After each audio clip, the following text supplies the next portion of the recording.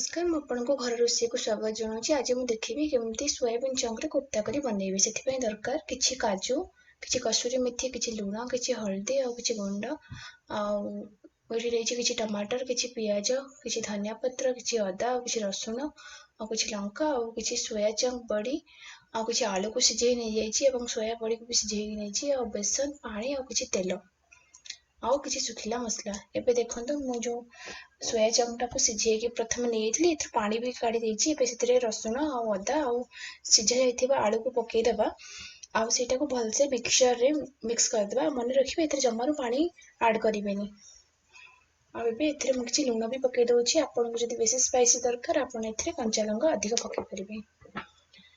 तो ए देखो ये मिक्सचर टा बन रेडी गलानी। एबे जितरे मु जो बेसन रखी से बेसन को पकई दबा एथरे आ को भलसे मिक्स कर दबा। जेतु प्रथम मु लूण पकई लूण पकेबा किछि दरकार नाही। एबे मु किछि कटा आइतबा पियाज पकई देबा एथरे आ किछि धनिया पत्र पकई कि आको भलसे मिक्स कर दबा। ए देखंतु गोटे पैन रे मु टिके तेल गरम कर सारलानी। तो तेलटा गरम हो सारा पर जो मिक्सचर टा नहीं सेटा को धीरे धीरे बरा करला भली टिके टिके कर छान दबा।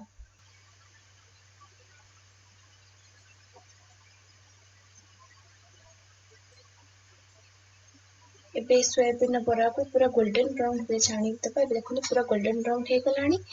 यही उपाय एबे सब तक सोयाबीन बरा गुडी को छान दबा।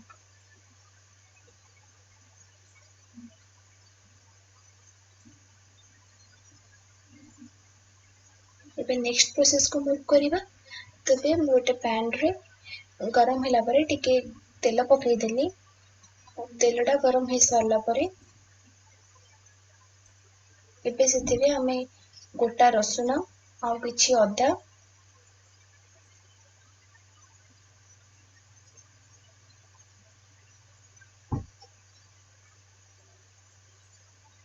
आ गोटे कंचा लंका आ गोटे बड़ इलायची आ किछि जीरा और किछि लवंग पकई दबा।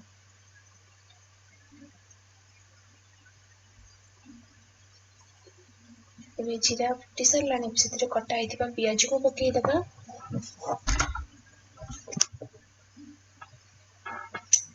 आपको भलसे मिक्स कर दबा। पूरा गोल्डन ब्राउन पचा भाजिया दरकार नहीं, जस्ट टिके सिझी गले एटा हे गला। तो एबे एथरे मु जो काजू रखिथिली से काजू को पकई दबा। आइथिबा टमाटर को भी पकई दबा और टमाटर टिके सॉफ्ट हो जाए को भाजिबा। आपको बहुत भाजिबा किसी दरकार नहीं। देखो टमाटर टिके भाजी ही गलानी। एबे टिके हळदी गुंड और टिके लूण पकई कि आपको आउ टिके समय भाजी दबा।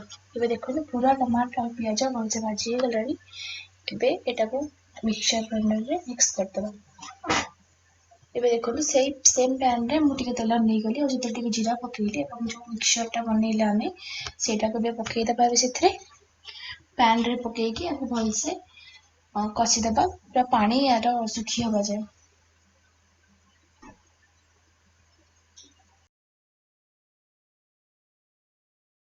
जीरा गुंड, धनिया गुंड और कश्मीरी रेड चिली पाउडर पकई आपको भलसे मिक्स कर दबा।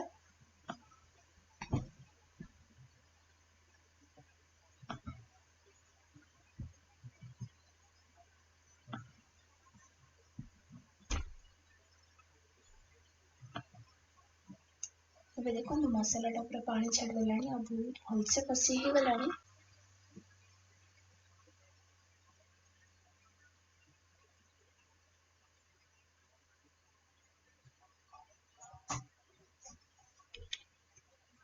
एबे हमें सेतरे किछि कसूरी मेथी पकई दबा।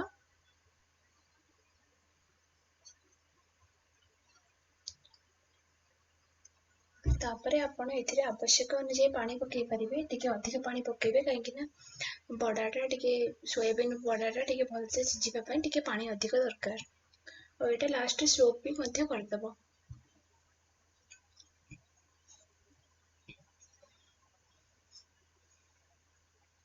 पानीटा बहुत भलसे फुटी आसलानी झोलटा।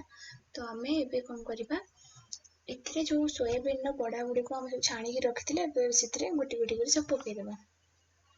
मन रखिए सोयाबीन बड़ाटा को लास्ट को पकेबे जितेबाला आप खाया सर्व कर आगुरी पकईकी रखिए ना।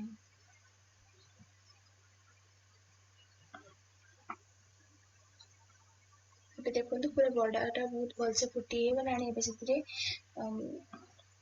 गरम मसाला और धनिया पत्र पकई आपको गरमा गरम सर्व करवा। आपको जब रेसिपी भल लगी आप प्लीज लाइक करंतु और शेयर करंतु और मो चैनल को सब्सक्राइब करंतु और मते जणाले केमती लागला। धन्यवाद।